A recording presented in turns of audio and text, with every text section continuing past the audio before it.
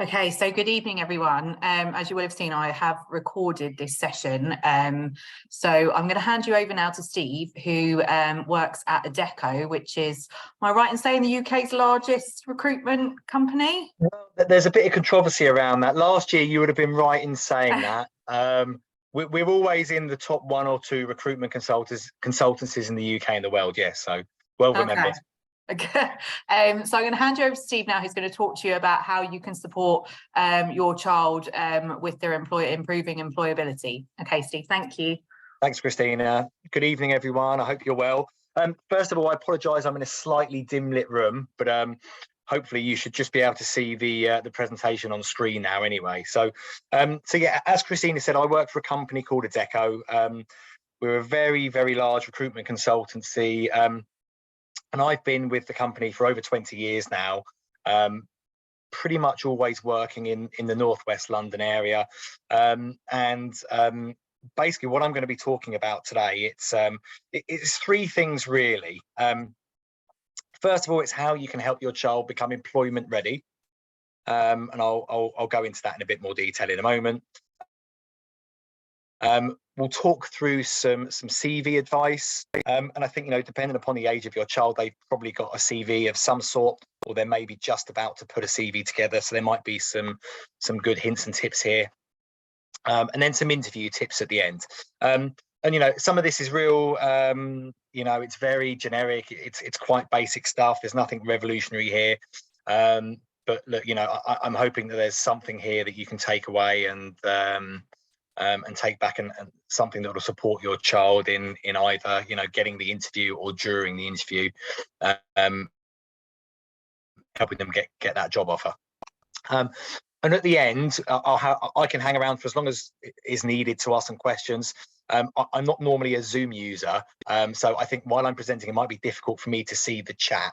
So what might be a good idea is at the end, if I can throw open to you guys and you can ask any questions then, that would be great. I hope that's okay with you. Okay, so oh, and just other thing I should say, the slides that I've got here, Mrs. Reffold has got those, so if anyone would like a copy of them, please just ask and we can get a copy over to you, so you don't need to jot anything down if you don't want to. Okay, so the first slide I normally start with is this slide where I talk about us being in a digital age. Okay, and what I mean by that is that essentially now, Generation Z have all grown up with screens. Technology is a massive part of life now. It's it's in everything that we do. And I think what a lot of employers, one of the things that all employers say to me is that they're looking for people that they basically recruit based on personality and what we call soft skills.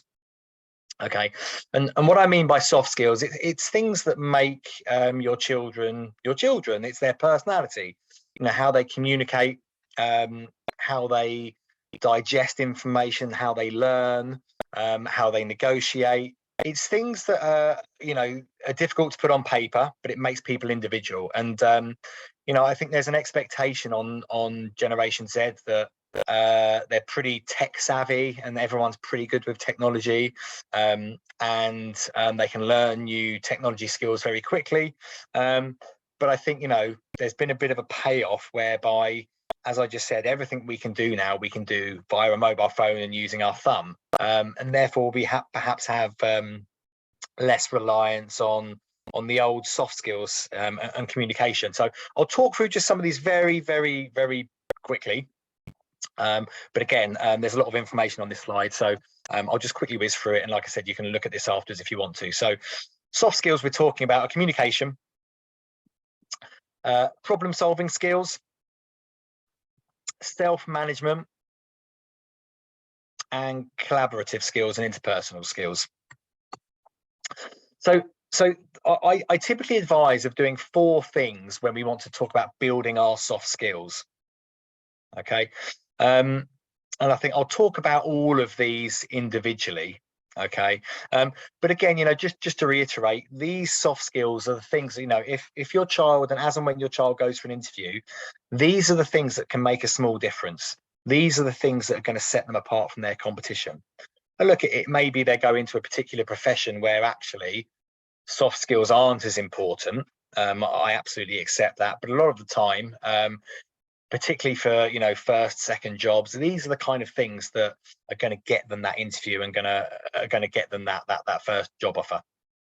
So I'll talk through these 4 things very quickly. The first one is probably the hardest one to talk about, and it's building communication skills. And like I said, it's a real challenge. In today's society, absolutely everything from ordering a pizza to booking a holiday to going on a date can be done via your screen. Whereas, as we know, 20 years ago, that had to be done either by talking to somebody in person or via a telephone. So I think the challenge here is to try and encourage our children to build their communication skills rather than take the easy option, which is using a mobile phone or a laptop or a tablet to do whatever it is they're trying to do. I think building communication skills is massively important, and a lot of clients say to me that's the one thing that they believe is missing from people in Generation Z. So that's the first thing I would suggest. And I'll come on into a minute about how we can do that by getting out of our comfort zone. But just before I go to that, something else I think is really important, and again, it's something I've noticed amongst people that have been born probably since the turn of the millennium, is people aren't necessarily used to or aren't as good as talking about their skills and what they're good at. And I think generally that's just regardless of what generation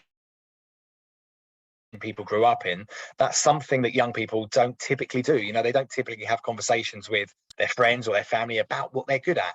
And I think it's something that as you get older and as you start to work, you realize that it's actually a really important skill, and it's really important to signpost and to highlight to your employers and to your customers what it is that you're good at. So I always do a little activity at this point where I ask the students to make a list of what they're good at, and often it's something people struggle with. So as parents, what you'll be really good at is knowing what your children are good at. And actually parents and teachers are often, and sometimes friends, are often the people that know what someone's strengths are better than that person may know themselves.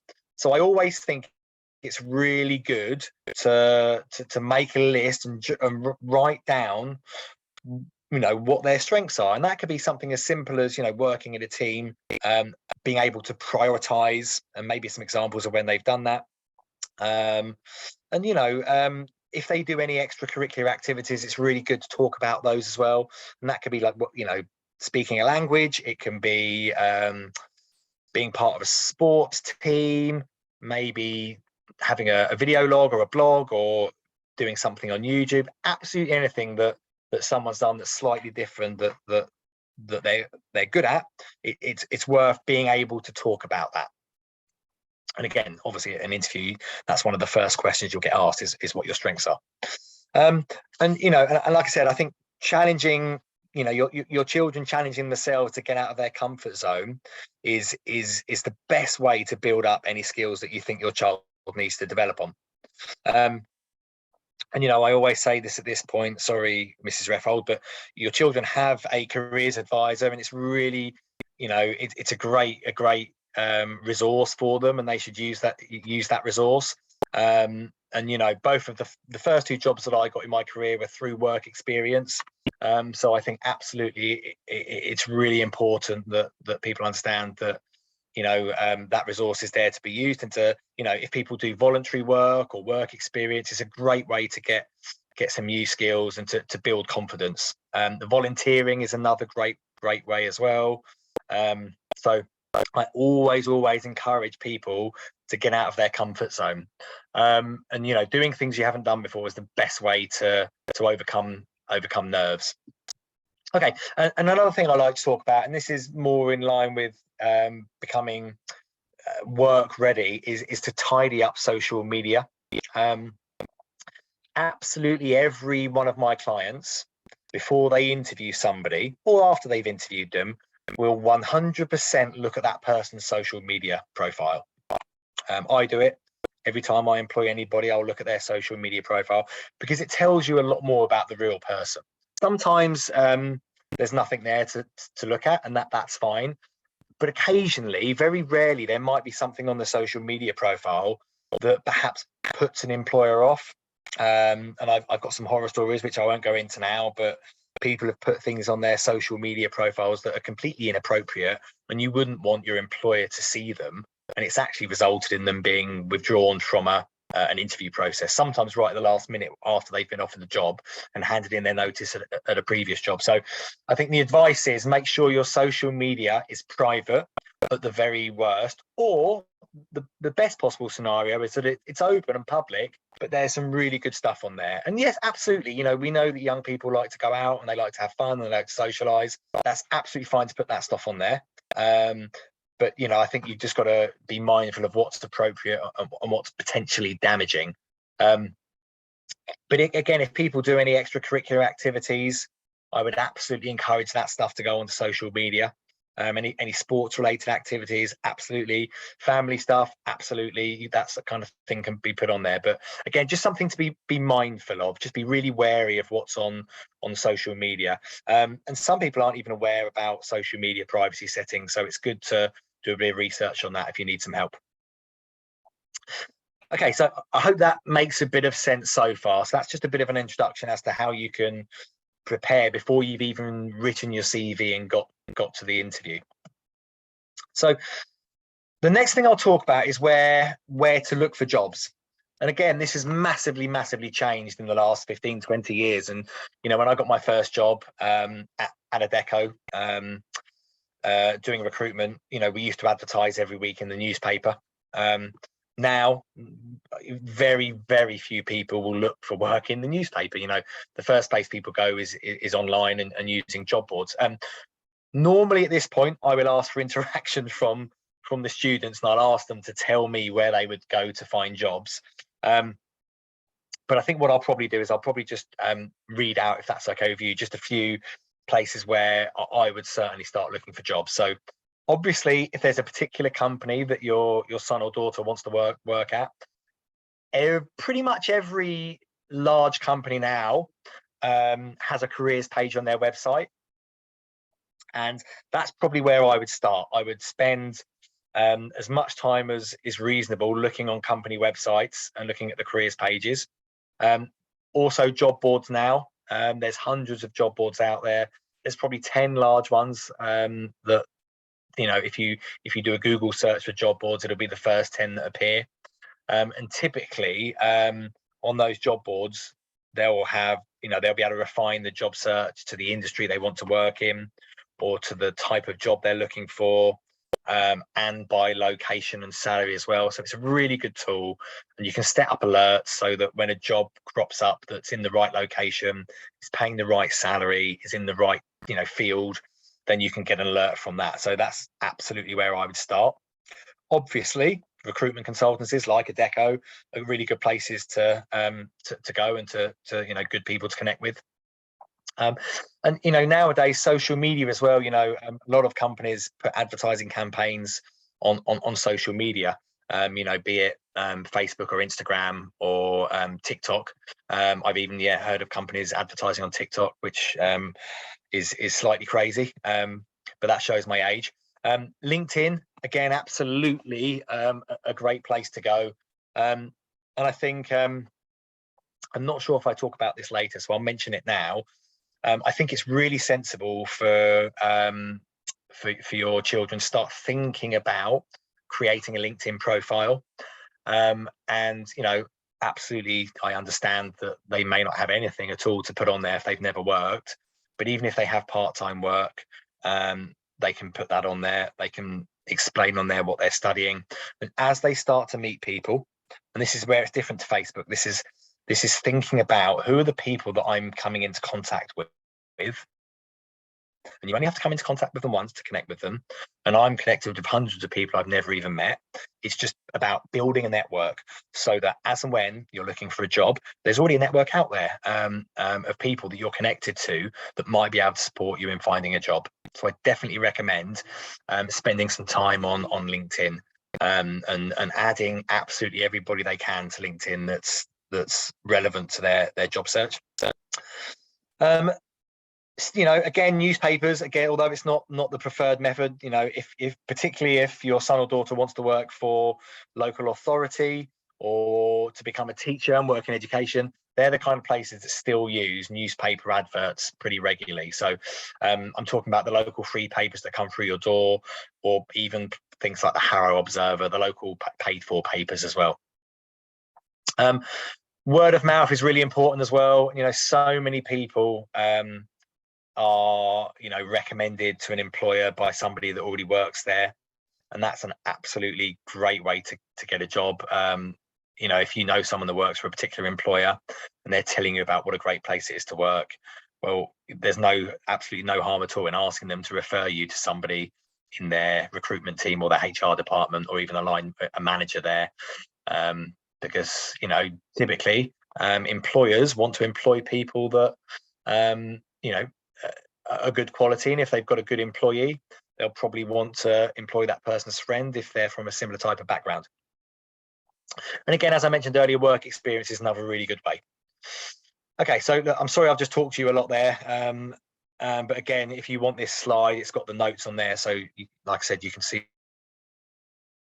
all of these different places you can look for jobs on the slides as well.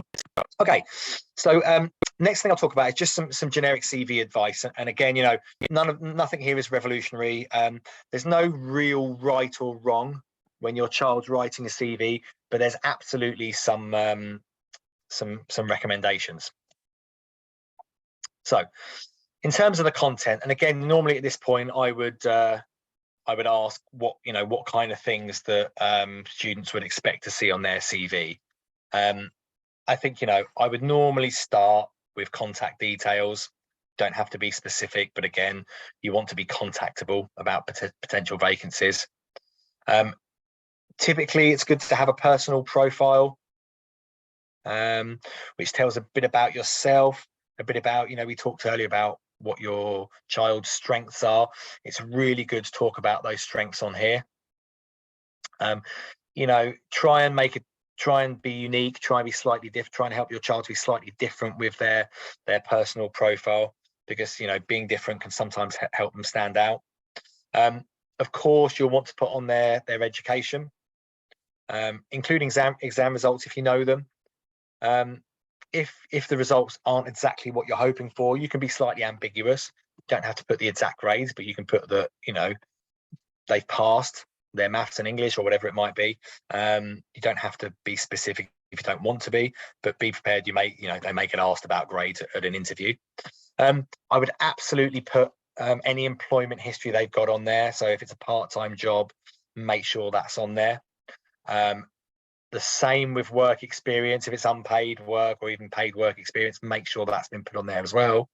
Any extracurricular stuff like training courses, volunteering, again, that's the kind of stuff that you want to put on a CV. And you know, typically, I think, you know, a couple of pages may be difficult to pad out if your child hasn't worked much yet, but certainly one page or just over a page should be achievable. So look, just some tips here, okay, about writing CV. And again, this will be on the slides if you want those. Again, I think 1 to 2 pages. Look, if your CV's 3 pages later on in life, that's absolutely not a problem. But I think nowadays, attention spans, particularly of employers that are looking at lots and lots of CVs, they'll typically skim read them. And if it's too long, people tend to lose interest. So I think 2 pages is a nice place to be. And I always suggest using a really standard font like Times New Roman or Arial, rather than something that's a bit funky and a bit different, because it may come across as unprofessional. So I stick to the standard fonts. And you know, one thing I would always suggest is help your child and check over their CV with them. And, you know, if English isn't a first language and there's someone else, you know, that speaks better English, ask for their help, because, you know, a CV is meant to be a document that represents your absolute best. So if you have mistakes on there, it can just lead people to believe that perhaps your attention to detail isn't great. So I see lots of things like capital letters being used unnecessarily. So again, just, you know, absolutely check it over with your child. If perhaps there's someone that's got maybe better grammar than you, then of course ask their advice. Yeah, I definitely recommend that. Sometimes I like CVs where they're slightly different and perhaps they use some diagrams or infographics. Can be quite interesting and eye-catching. Again, back to the point where attention spans are perhaps waning. I think the best way to get attention is to use short sentences and bullet points. That's what I'd always recommend. Just to know on email address, just make sure your child has got a professional sounding email address. Often when we create email addresses when we're children, they can be a bit crazy or a bit silly. We perhaps don't always update them and change them when we're looking for work. So I'd always recommend using a professional sounding email address. They can add referee details if they want to. This may not be relevant right now, but if in later life there's any gaps in employment, sometimes it's good to explain what those gaps were for. If someone has a gap here and they go traveling, absolutely try and explain that in a positive way, because I think any gaps just lead to people filling in the blanks themselves, which sometimes can deter from your child getting an interview. And one of the best bits of advice I give to people is that your CV is a living document. And what your children should be doing is, as and when they're learning new skills, having new experiences, achieving new things, make sure it's updated at that point. Because that way it just means it's a 30-second job every couple of weeks or every month, as opposed to an hour trying to remember what they did 6 months ago in 6 months' time. And another tip, your child can change their CV depending upon the type of job they're applying for. If they're applying for a very customer focused job, they can talk about their customer facing skills. If it's for a technology based job, they can talk about their technology based skills and interests. So absolutely, you can have 2 or 3 CVs depending upon the type of job they're applying for. Sounds like a lot of work, and I appreciate it may well be, but it can absolutely make a difference. And like I've already said, just make sure that someone can proofread the CV for them, and that the spelling and grammar has been checked at least twice. Okay, so and finally, we'll talk through some interview tips now, and then, like I said, after this, I'll open up to any questions. So I think we talked earlier about writing a list of strengths. I think that's really, really important, that your children know themselves and know their strengths. And I think the more they've practiced talking about their strengths, and you can absolutely help them with this. You can give them some, mock interview type experience.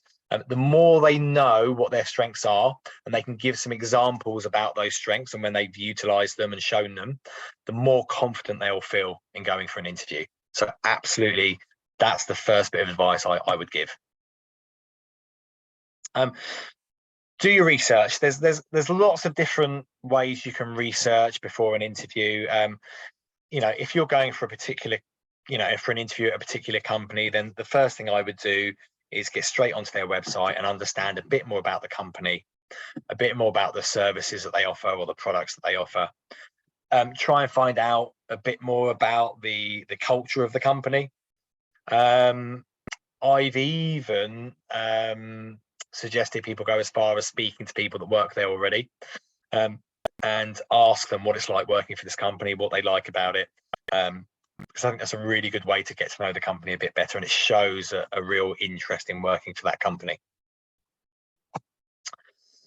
It might be a good idea to prepare some questions for the interviewer. And I've got some examples of the kind of questions that your child may want to ask actually at the end. So I'll go through those in a bit.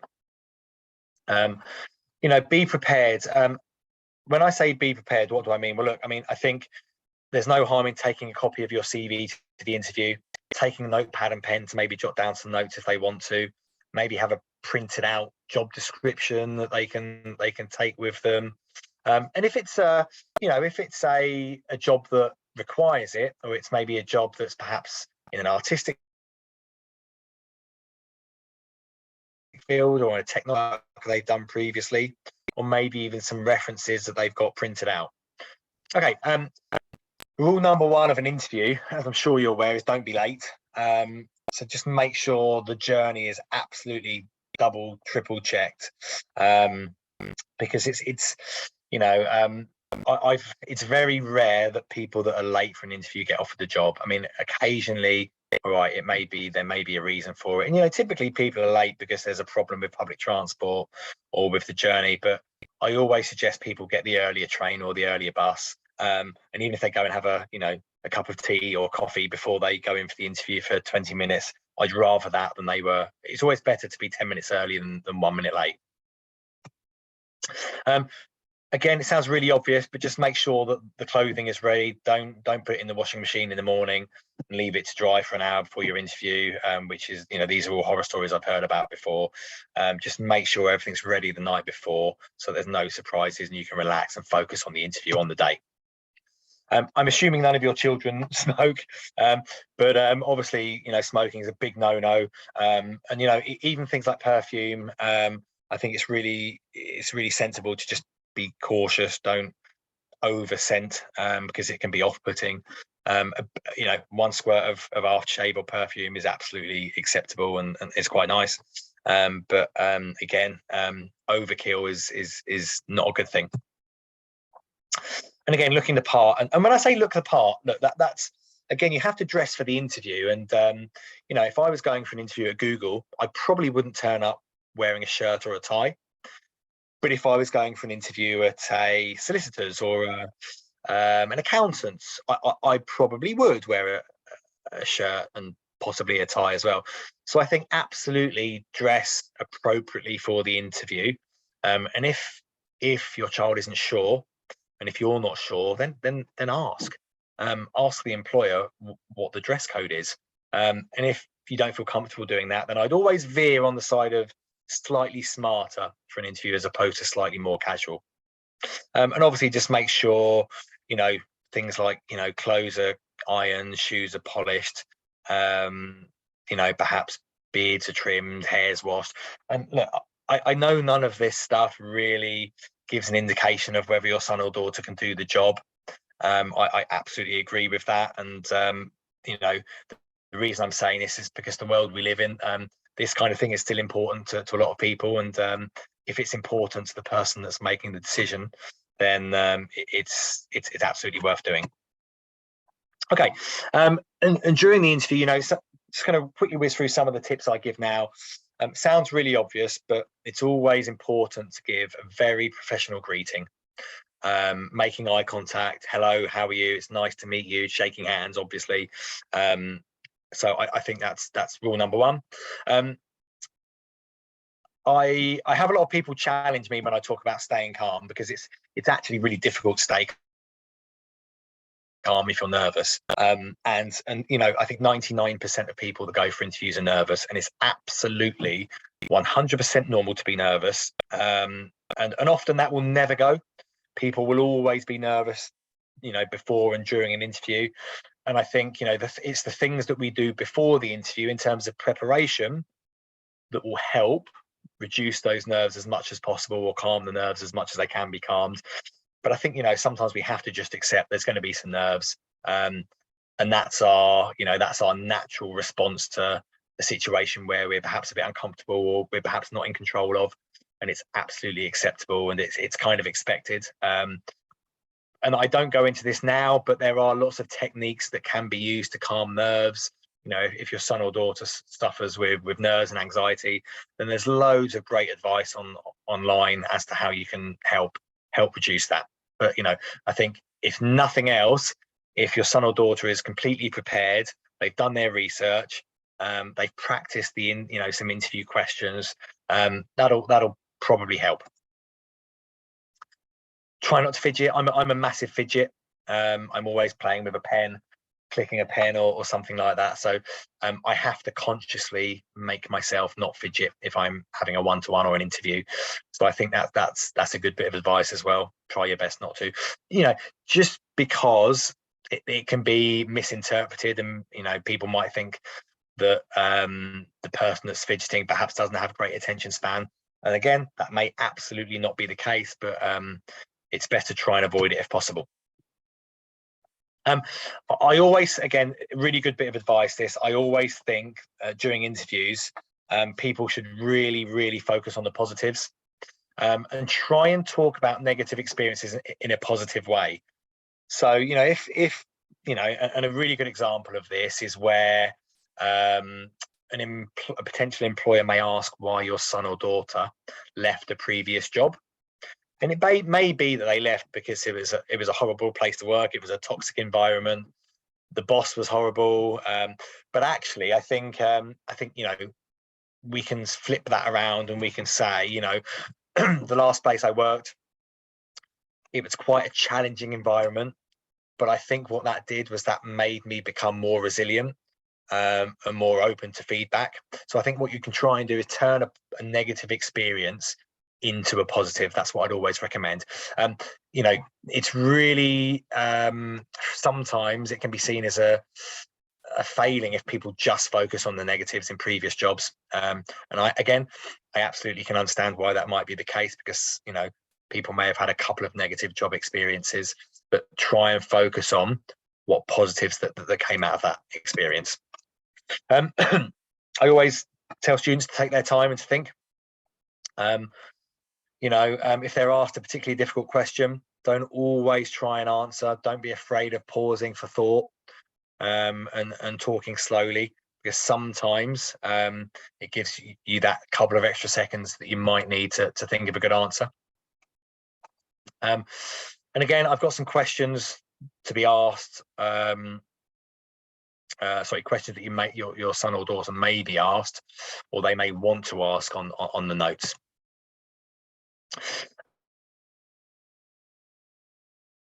And then at the end of their time, and if they look forward to hearing from them, and ask if they have any final questions. If they're interested, it's always worth at that point saying, look, thank you for your time. I just want to say I'm really interested in this opportunity. I think I'd fit in well with your team for whatever particular, you know, whatever reason. But I think if they're interested, there's no harm in expressing interest, because it just shows a bit of passion, which is always a good thing. So again, just some common interview questions. Why do you want this job? What do you know about our company? What are your strengths? What's your biggest accomplishment? Tell me about yourself. And those first 5 questions, if your son and daughter have done some preparation before going to the interview, they've probably already prepared an answer for these 5 questions anyway. If they've done their research on the company, they'll probably know why they want to work for that company. And look, it can be something as simple as, I've been speaking to somebody that works for your organisation, it sounds like a fantastic place to work. Or it can be, I'm really interested in the content of the job. I really enjoy doing X, Y, and Z. What do you know about the company? Again, if I interview somebody myself for a job in my organisation, I would always ask that question, and I ask it pretty much at the start of the interview. If they don't answer that question, or they can't answer that question, I think they've got a real challenge to win me over and to tell me why I should offer them that job. And look, the one thing I will say, you know, I think since the start of the pandemic, and since Brexit, the job market has changed completely. It's completely different compared to 3 years ago. So absolutely now it's an employee's market, and, you know, there's more job offers than there has been, you know, prior to the pandemic. But it's still really important. You know, employers will still want to know why people want to work for them.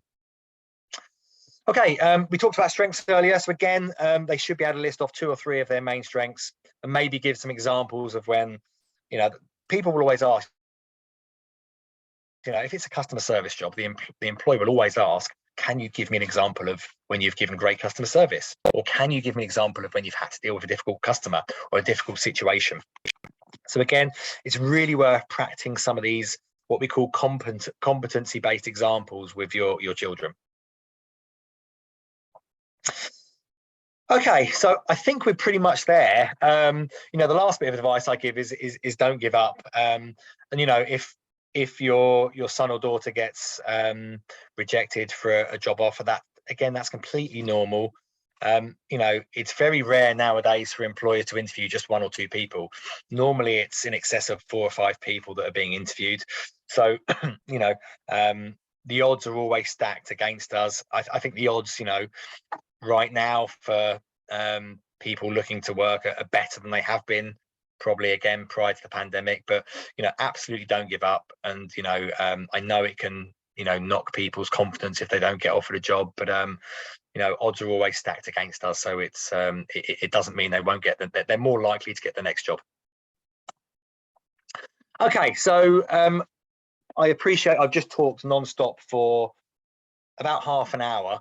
So I hope there's still some people there listening. And I apologize we've not had any interaction, but I guess now is the time for you to ask absolutely any questions at all that you want. So over to you guys.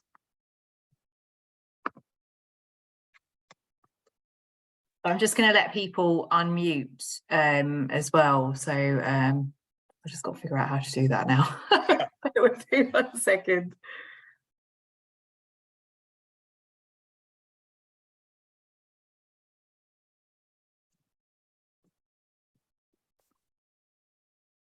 Okay, so everyone should be able to unmute themselves now if they want to, or if you'd rather use the chat, you can do that as well.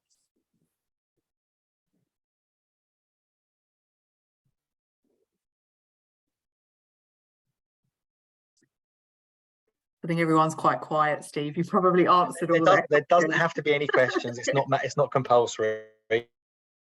I mean, if anyone does again, have any... normally these sessions are very interactive and I have no audience. Yeah, no, so I was just saying, if anyone does have any questions or thinks of anything after this workshop, they're more than welcome to email me and I can direct those questions to Steve as well. No problem at all. Yeah, of course. Okay, so yeah, and what I'll also suggest, Christina, is obviously you can pass my contact details to everyone that's joined the call. And if anyone wants to email me or call me directly and ask any questions, then please, I'd be more than happy to speak to you. Please feel free to reach out. And thanks for listening. As I was just saying before, normally these sessions are more interactive with the students, so I can get questions as we're going along. But thanks for your time. And yeah, if there's any questions, Christina will send you over my contact details. Yeah, and thank you, Steve. I have to say, Steve has been a great supporter to the students at Cannons. He regularly comes in to talk to them and to deliver sessions like this. So thank you, Steve. And thank you to everyone who joined this evening as well. Have a lovely evening, everyone. Thank you. Thank you, everyone. Thank you very much. Thank you, Steve. My pleasure. Hurry to get your details. Yeah, no problem. No problem. Is that Ruth or Tanya? Yeah, all right.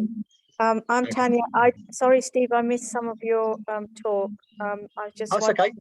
Slides or anything I can grab. I kind of came part way, so I've missed some of it. Oh, sure. Okay. Well, look, if you want, do you want to hang on at the end now and everyone else can jump off and I can go through the first section with you? That would be really kind of you. Sorry if I'm eating into your evening. Don't worry. I've got 2 young children downstairs. It's quite nice, actually, having a bit of peace and quiet from them. Don't worry. Yeah. That's okay. So, all right, we'll spend some time now. It's only 5-10 minutes, Tanya, I'm sure, but so people can stay on or they can jump off if they want to. All right. Thank you, Steve. Bye-bye. Thank you. Bye-bye.